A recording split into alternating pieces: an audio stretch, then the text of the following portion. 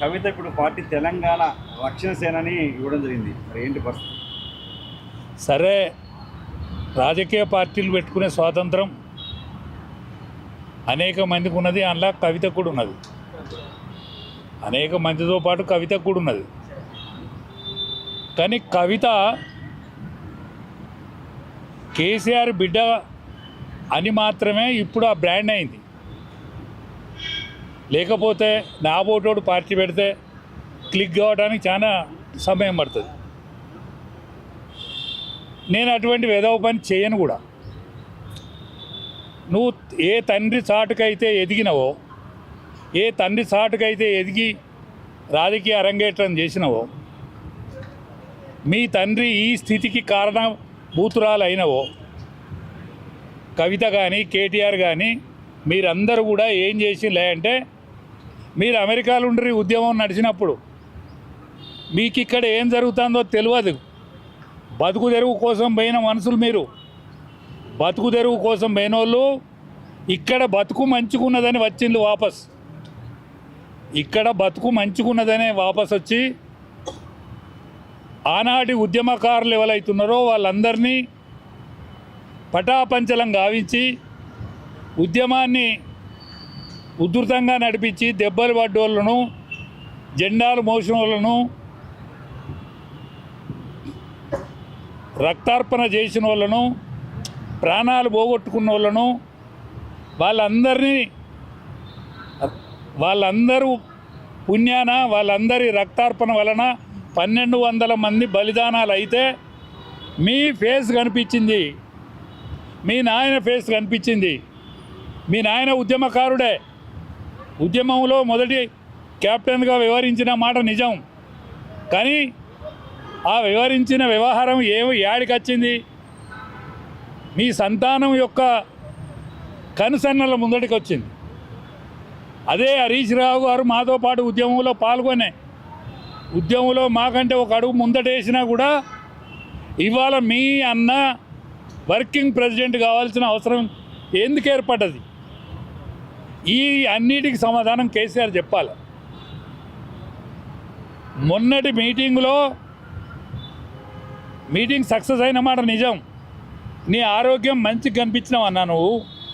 కానీ నువ్వు మంచిగా కనిపించినంత మాత్రాన నీ మనసు కడిగేసినట్టు ఉండాలంటే ఏమేమి పొరపాట్లు జరిగినాయి ఉద్యమంలో, ఎవరు కష్టపడరు, ఎవరిని ఎందుకు దూరం చేసుకున్నావు, వీళ్ళందరికీ క్షమాపణ చెప్పు. ఫస్ట్ వీళ్ళందరికీ తల వంచి నమస్కరించు, పొరపాటును దిద్దుకుంటా అని చెప్పు. అప్పుడు నీకు ఏమన్నా ప్రాణం వస్తుంది. నీ సొంతం ప్రాణం రాదు సుమా, ఇప్పటికీ నీ సొంతం స్వతహాగా రాదు.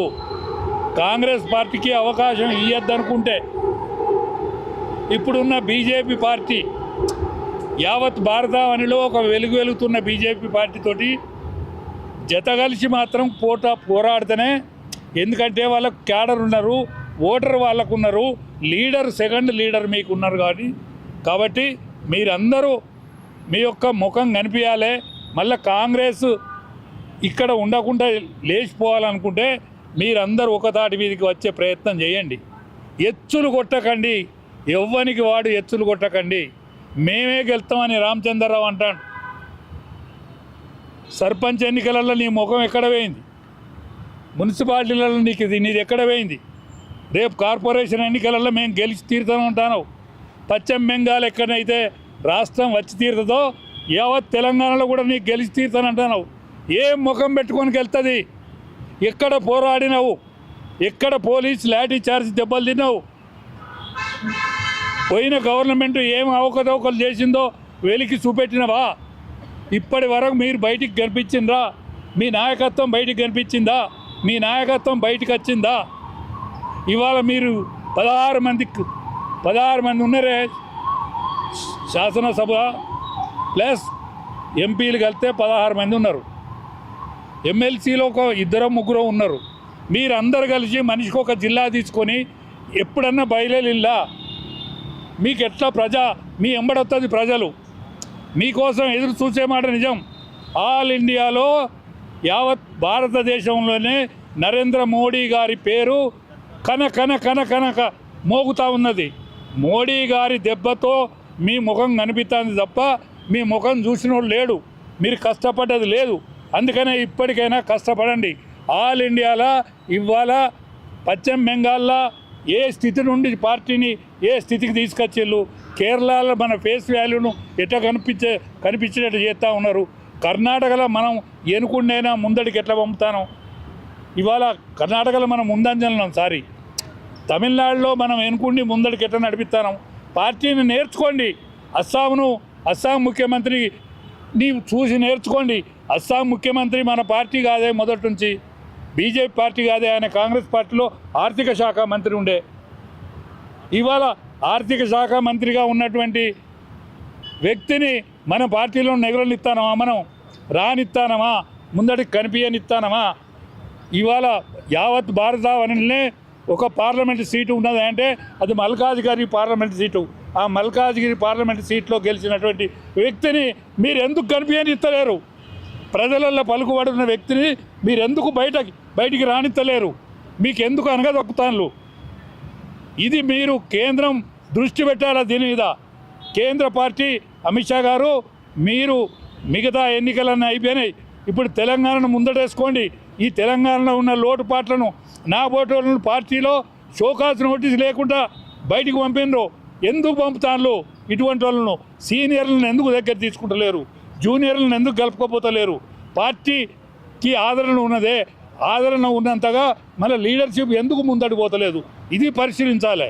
అమిత్ షా గారు కానీ నరేంద్ర మోడీ గారు కానీ, నేను ఏ వేదిక లేక ఇవాళ సోషల్ మీడియా పుణ్యంగా నేను భావించి నేను మీ అందరితో రిక్వెస్ట్ చేసి యావత్ తెలంగాణ ప్రజానీకాన్ని నేను వేడుకునేది ఏంటంటే, రాబోయే రోజులు కాంగ్రెస్ పార్టీ కండెకూకినట్టు ఊపుతా ఉన్నది యావత్ భారతావనిలో. ఇక్కడైనా ఒక వెలుగెలిగే రోజు వస్తూ ఉన్నది. ఈ వెలుక్కు మనం తగినట్టుగా మెదలాలని ఈ సందర్భంగా మీ ద్వారా నేను విజ్ఞప్తి చేస్తున్నాను. కవిత పార్టీ వెనుక రేవంత్ రెడ్డి హస్తం ఉంది, రేవంత్ రెడ్డి కవితను ఆయుధంగా వాడుతున్నాడని చెప్పి బాగా ప్రచారం నడుస్తుంది. నిజమేనా? మరి అట్లనే అనిపిస్తూ ఉన్నది. ఎందుకంటే కవిత వెనుక రేవంత్ రెడ్డి లేకపోతే కవితకైతే వచ్చేది ఏం లేదు, కవితకు ఒరిగేది ఏం లేదు. కవిత సింగిల్గా ఏం పోరాడి చేసేది ఏం లేదు. ఆమె 5-10 సీట్లు ఏమన్నా అడుక్కోనో లేకపోతే దీన్ని ముందడ పెట్టో ఆమె కేంద్రంలో ఏదైనా పదవి దక్కించుకున్నందుకు ప్రయత్నం చేయాల్సింది తప్ప సింగిల్గా ఆమెకు లాభం వచ్చేది ఏం లేదు. ఆమె అమ్మతో పోల్చుకుంటుంది. అధికారంలో ఉన్నాడు అమ్మ ఎందుకు యాదికి రాలేదు? ఇవాళ నువ్వు పార్లమెంట్ మెంబర్ అయినప్పుడు తప్పులు ఎందుకు గుర్తు రాలేదు? కాళేశ్వరం అప్పుడు నీకు ఎందుకు గుర్తు రాలేదు? నువ్వు ఓడిపోయినా కూడా ఎమ్మెల్సీకి నువ్వు ఎట్లా కాగలిగినావు? ఎమ్మెల్సీగా ఉన్నప్పుడు నీకు అన్ని విషయాలు ఎందుకు గుర్తు రాలేదు? ఇవాళ బీసీల ఎడల నువ్వేదైతే ముసలి కన్నీరు గారుతానవో అది నిజమే అయితే అధికారంలో 10 ఏళ్ళు మీ నాన్న ఉన్ననాడు నువ్వు ఎందుకు మాట్లాడలేకపోయినావు? జ్యోతిరావు పూలే విగ్రహం ఆనాడు ఎందుకు గుర్తు రాలేదు? ఇవాళ నీకు ఎందుకు గుర్తుకొస్తుంది? అందుకనే కవిత గారు 1కి 4 సార్లు ఆలోచించుకోవాలి. మన మీద మనం 1 ఏళ్ళు చూపెడితే మిగతా 4 ఏళ్ళు మనం ఒకన చూపెడతాయి. కాబట్టి మనం ఏదన్నా మాట్లాడితే నలుగురు మెచ్చేటట్టు ఉండాలి, మెచ్చుకునేటట్టు ఉండాలి, మాట్లాడే మాటకు వాల్యూ ఉండాలి. వాల్యూ ఉండాలనుకుంటే నీతికి నిజాయితీకి మీరు చాలా దూరంగా జరిగిండ్రు. అవినీతికి ఆలవాలమైనటువంటి కుటుంబం అయింది అది. అందుకనే మీ మాట బయట చెల్లది. కానీ కొంత లీడర్షిప్, మీకు లీడర్షిప్ ఉన్నమాట నిజం. ఆ లీడర్షిప్ అక్కడికి వస్తుంది. అంటే ఇప్పుడున్న ఎమ్మెల్యేలు వాళ్ళకి అక్కర రారు, కానీ సెకండ్ లీడర్ మీకు అక్కడికి వచ్చే అవకాశం ఉన్నది. కాబట్టి ఆ సెకండ్ లీడర్షిప్ మీరు ఇప్పటికైనా నిజాన్ని ఒప్పుకొని సరి అయిన మీకు ముగింపు మంచిగా రావాలనుకుంటే మీరు ఆలోచించి ముందటికి వస్తే ముగింపు మంచిగా వస్తుంది. తెలంగాణ భౌతిక తెలంగాణ తీసుకొని వచ్చినా కానీ సామాజిక తెలంగాణ తీసుకొని రాలేదు. సామాజిక తెలంగాణ కావాలంటే ఇప్పుడు జాగృతి అధికారంలోకి వస్తే సామాజిక తెలంగాణ జాగృతి అధికారంలోకి వస్తే నేను అమ్మను ఎవరు రామయ్య కాకపోతే కవితవ కావాలి, కవితవ కాకపోతే కేసీఆర్ కావాలి. ఈ ముగ్గురు అయితేనేనా సామాజిక తెలంగాణ అయ్యేది? సామాజిక తెలంగాణ కావాలనుకుంటే ఒక బీసీ ముఖ్యమంత్రి కావాలి. బీసీ ముఖ్యమంత్రి అయినాడు మాత్రమే సామాజిక తెలంగాణ అవుతుంది. రాబోయే రోజులలో ఖచ్చితంగా బీసీ ముఖ్యమంత్రి తెలంగాణలో అయి తీరుతాడు.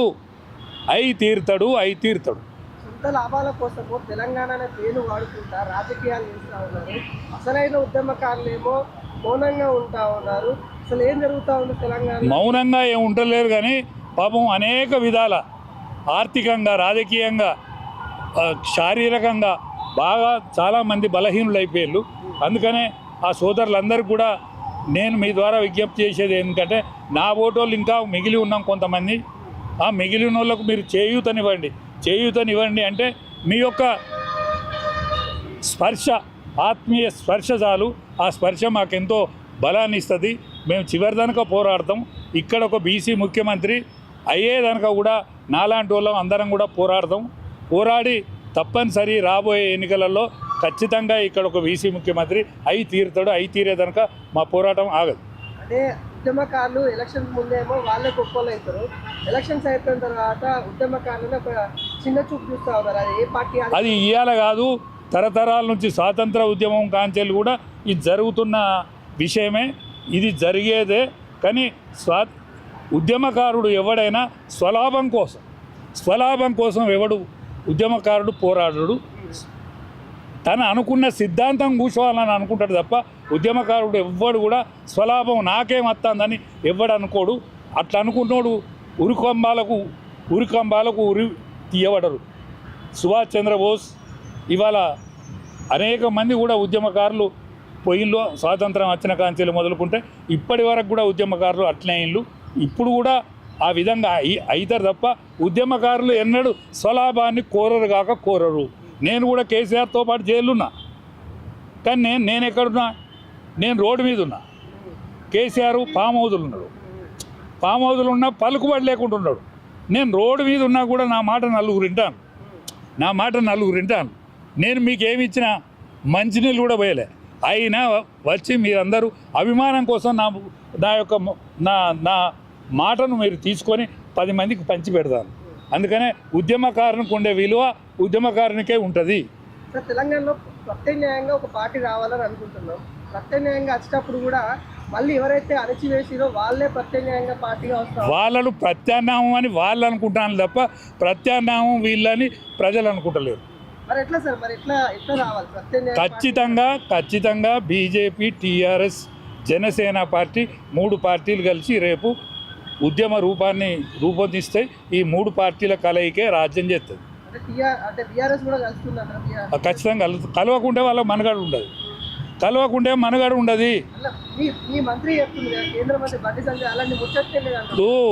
బండి సంజయ్ గారు ఎదిగిన మనిషి, కానీ ఎంతైతే ఎదగాలనో అంత ఎదుగుతలేడన్న బాధ. ఆయనే ముఖ్యమంత్రి అయితేంది. నోటికి వచ్చినట్టు మాట్లాడద్దు కదా. స్థాయికి పోయినోడు ఎట్లయితే మలుగుతుంది తెలంగాణ అని అనుకోవాలి కదా. ఆ స్థాయి ఎట్లొస్తుందో ఆ స్థాయి ప్రజామోదం కావాలి. ఇంకా స్థాయికి ఇంకా నువ్వు మంచిగా మెదిలితే నీకు ఇంకెంత మంచి జరుగును. నేను ఇట్లా మెదిలినా కూడా నేను మంత్రినైనా, నేను ఇట్లా మెదిలినా కూడా నేను పార్లమెంట్ మెంబర్నైనా, ఒక్కసారి కాదు 2 సార్లు పార్లమెంట్ మెంబర్ చేసుకు చచ్చుకుంటా వీళ్ళే నన్ను ఏదైనా చేస్తారనుకోడు పొరపాటు. సామాజిక సమీకరణే అవసరాలే. ఇప్పుడు పార్టీలు ఒక్కటి కావు, ప్రజలు ఒక్కటైనప్పుడు ప్రజల్ని అనుసరిస్తాయి.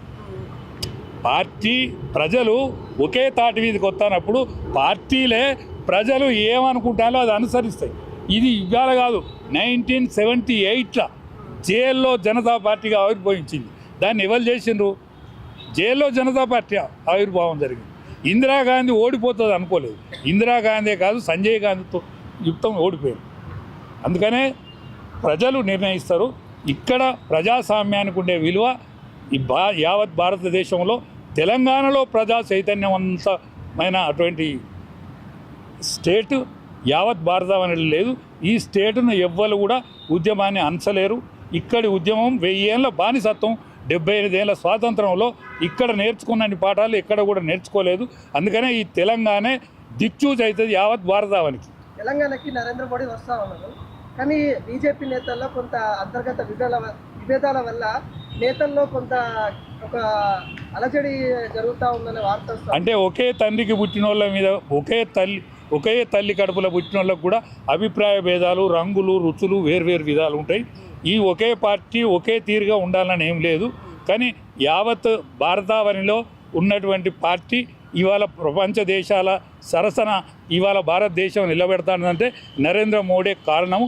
నరేంద్ర మోడీని తయారు చేసిన నాయకత్వం పటిమ ఏదైతున్నదో యావత్ తెలంగాణను కూడా అభిప్రాయ భేదాలు ఎన్నున్నా వాటన్నిటి కూడా అనగదొక్కి ముందుకు నడుపుతుందని నేను విశ్వసిస్తాను. తను తెలంగాణకు వస్తున్నారు, నరేంద్ర మోడీ తెలంగాణకు వస్తూ ఉన్నారు, పర్యటనలో మీటింగ్ కూడా ఉండబోతా ఉంది. దాన్ని ఎట్లా చూస్తూ ఉన్నారు? బీజేపీ నేతల్లో కొంత భయం అయితే కనిపిస్తూ ఉంది. మరి ఆ భయం ఎందుకు అంటే వాళ్ళు ఏమైనా పొరపాటు చేస్తే తప్పనిసరి భయపడాలి కదా. పొరపాటు చేసినోడు ఎవడైనా భయపడతాడు, పొరపాటును సెటిలైట్ చేసుకుంటాడు. రాబోయే రోజులు ఖచ్చితంగా ఇక్కడ బీజేపీ మంచి రోజులు వస్తాయి. ఇక్కడున్న నాయకత్వంకు మంచి రోజులు రావాలని ఉన్నా లేకున్నా ప్రజలలో ఉన్నది కాబట్టి మంచి రోజులే వస్తాయి. రాజయ్య లాంటి నేతల్ని పక్క పెట్టడం పొరపాటు కాదు సార్? రాజయ్యను పొరపాటు పెట్టచ్చు, రాజయ్య నేచర్ను పొరపాటు పెట్టలేరు.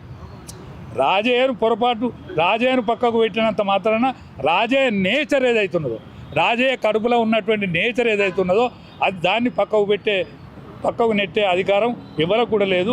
ఇటువంటిది ఒక్క రాజయ్య లోపల లేదు, అనేక మంది లోపల ఉన్నది కాబట్టి ఖచ్చితంగా ఇది వచ్చి తీరుతుంది. అట్లా ఇప్పటికీ దేశంలో ఎగ్జిట్ పోల్స్ అన్ని బయటకు వస్తున్నాయి. 3-4 దేశాలలో కూడా బీజేపీ హవా నడుస్తూ ఉంది. ఎట్లా ఉంటుంది ప్రత్యామ్నాయంగా భారతదేశానికి బీజేపీ? ఇంకొక 30 ఏళ్ళ దాకా బీజేపీ ఉంటుంది. 30 సంవత్సరాల ప్లానింగ్ ఉన్నది. 35 ఏళ్ళ యువకుడు యావత్ ఆల్ ఇండియా బీజేపీ ప్రెసిడెంట్ ఏ పార్టీకైనా ఉన్నాడా? 56 ఏళ్ళ యువకుడు కాంగ్రెస్ పార్టీకి ఉన్నాడు.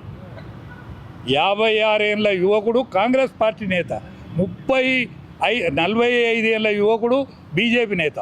అంటే 30 ఏళ్ళ ప్రణాళికతోటి బీజేపీ ఉన్నది కాబట్టి ఖచ్చితంగా ఈ బీజేపీ నాయకత్వం, తెలంగాణలో ఉన్న నాయకత్వం కూడా నేను దయచేసి చెప్తాను, ఇప్పటికైనా నేను దయచేసి చెప్తానా, మేము రిక్వెస్ట్ చేసి చెప్తానా, మీ లోపల ఉన్న మలినాన్ని కడిగేసుకోండి. మీరు ఇతర రాజకీయ పక్షాల నుండి కూడా కలుపుకొని మీరు పెద్దన్న పాత్ర వహించాలి. పెద్దన్న అంటే పెద్దన్న కాదు, పెద్ద మనసుతో వ్యవహరించాలి. వ్యవహరించినోడే పెద్దన్న అవుతాడు. పెద్ద మనసు ఉంటే పెద్దన్న అవుతాడు తప్ప పెద్దగుంటునో ఎత్తుంటునో పొడుగుంటునో పెద్దన్న కాడు. Thank you.